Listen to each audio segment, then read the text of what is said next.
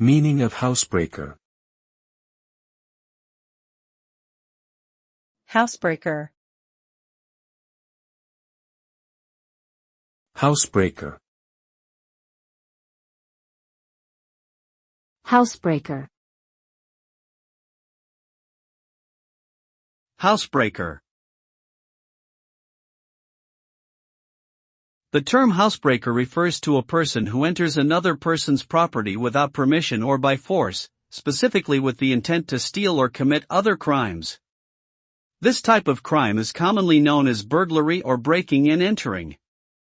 The act of housebreaking not only violates the property owner's rights but also endangers the safety of individuals residing in the property. Housebreaking is punishable by law and may result in imprisonment or fines. It is important for individuals to take necessary precautions to protect their homes from such criminal activities.